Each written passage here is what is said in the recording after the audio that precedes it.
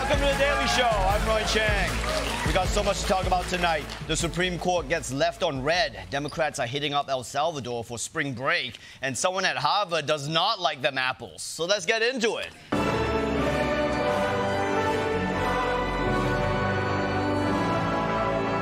I'm gonna come.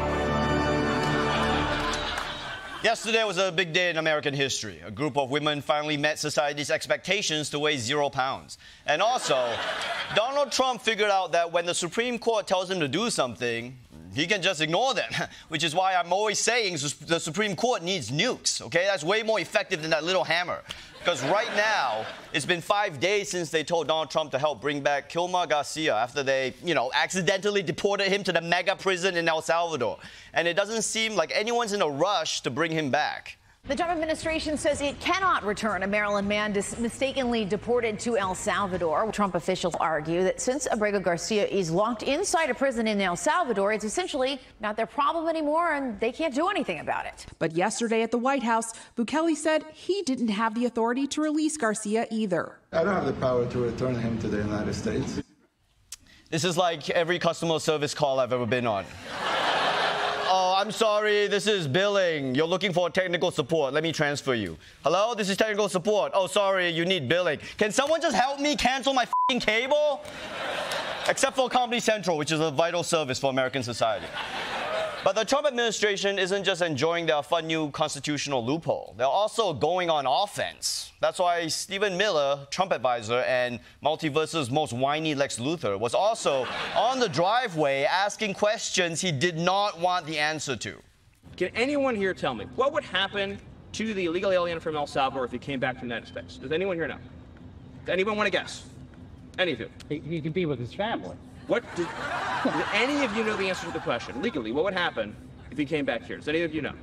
Any of you? Do you really believe the Supreme Court? I'm talking now. Do you really believe the Supreme Court doesn't think he should be returned? Why was it unanimous? You're done. You asked the question, man. You can't be mad that they're trying to answer you. It's like if a teacher said, okay, class, who can tell me the capital of Norway? Anyone? Anyone? Shut the f*** up. Now answer the question. I said shut up. But it's not just Stephen Miller. The entire Trump administration is getting frustrated with how these dumb libs are whining about this one guy from Maryland. Oh, it's so awful. We accidentally sent a guy to the world's worst prison without trial or due process. No, wait. Shut the f*** up, okay? Because according to Homeland Security, he wasn't that great. The media would love for you to believe that this is a media darling, that he's just some Maryland father. Well, Osama Bin Laden was also a father, and yet he wasn't a good guy, and they actually are both terrorists. This tween influencer is right. It's the position of this administration that all fathers are basically Osama Bin Laden. I mean, seriously, this guy has no criminal record at all. If he's a terrorist, he might be the worst terrorist ever. I mean, he's been in America for 14 years and hasn't done any terrorism. So maybe Trump is right. Maybe immigrants really are lazy. What is happening here, okay? This is America. We don't just send someone to prison without evidence. We plant the evidence on them. It's called due process. But at least one Democrat is actually going to do something about this. Maryland Senator Chris Van Hollen says he's considering going to El Salvador to meet with the country's president. He needs to come home, and that is why I do intend to visit El Salvador this week to try to visit him, to let him know that we're working to bring him home. This is a trap. It's a trap. Do not go. This guy's going to go there, and the prison guards are going to be like, oh, yeah, sure, Senator. Yeah, he's right inside that cell over there. Yeah, go on in. It's all the way in the back there. Just keep going. I mean, good for the senator for what he's doing, but it's got to be at least a little disappointing for Garcia.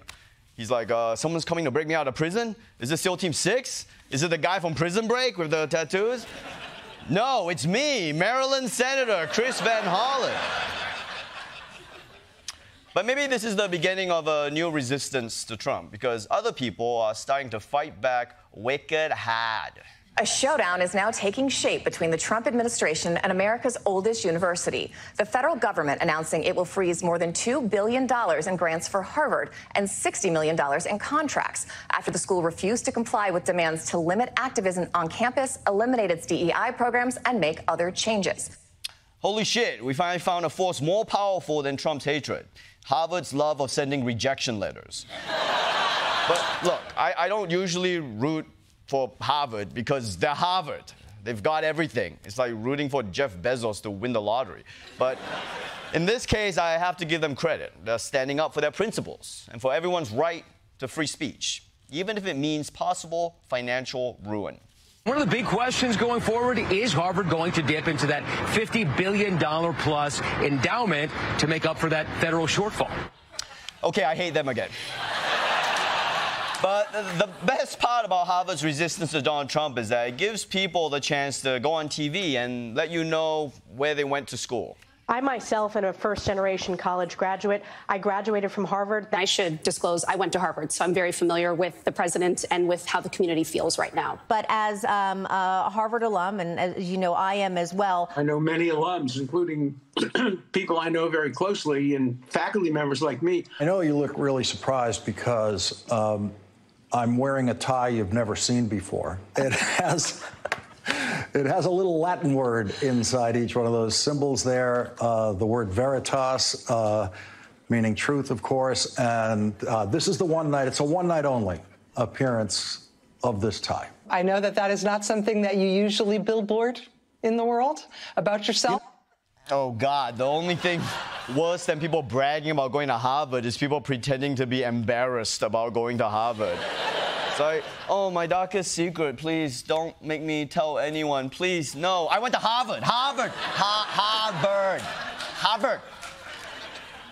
My favorite guy is Lawrence O'Donnell. He's really embarrassed he has to talk about this. I mean, it's definitely not something he will bring up all the time over the course of many years. Let me just say, confessionally, I went to Harvard College. Most of the good things that have happened to me in some way trace back to Harvard. You and I, as Harvard Americans, I first heard him speak as a guest lecturer at Harvard. Okay, well, I got into Harvard, too. In fact, it was the only college I applied to. So I know we're trying to bring people back from the El Salvador mega prison, but do they have room for one more, by any chance? For more on Harvard's resistance to the Trump administration, let's go live to the White House with Josh Johnson.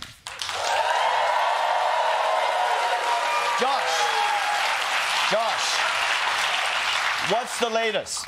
Oh, I'll tell you the latest, Ronnie. Harvard is about to get up. I mean, do these Cambridge nerds have any idea the kind of power they're dealing with? Donald Trump is the president of the United States. Right. And since he's so powerful, he can also get Kilmar Garcia back from El Salvador. Whoa. Donald Trump doesn't have that kind of power, all right? He's only the president of the United States. That's like being a middle school principal. He doesn't even get his own parking space. You want to put him up against the sovereign nation of El Salvador? The Salvador? Don't be crazy, man. Okay, wait, but since when does Trump respect sovereign nations? I mean, he's been talking all month about invading Greenland. And he will. Greenland belongs to America. You know why? Because Donald Trump said so. And when you're swinging around a PP as big as Donald Trump's, that's all it takes. Okay, so he should do that with El Salvador. With his tiny little PP? Trump can't tell El Salvador to do that. That country is terrifying. They got a prison filled with Osama Bin Ladens. You saw what one Bin Laden can do. Just think about multiple Osamas Bin Ladens. Okay, Josh, Trump can't have it both ways, okay? How can he be fighting a trade war with China if he's so weak? Who you calling weak, bitch? All right? Donald Trump has nukes. He's the biggest army in the world. They tried to shoot him and he just shook it off. Okay, I think I'm getting it here. Okay, so when it comes to China, Trump is powerful. He's God on earth. And Canada. He's Zeus. Mars? Trump spits on Mars, then he finds the biggest crater and he f***s it, all right? Okay. Like, yeah. And El Salvador? What do you expect him to do to El Salvador? Their president showed up wearing black on black, looking like Juan Wick.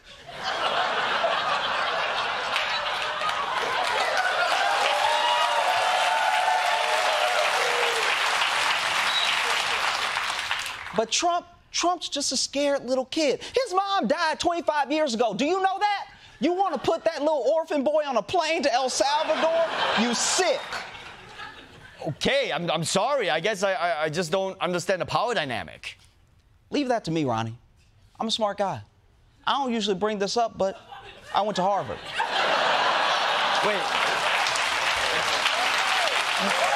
What? You went to Harvard? Well, to the bookstore. Did you know if you say you're going to buy a sweatshirt, they'll let you tear up that bathroom? Okay, Josh Johnson, everyone.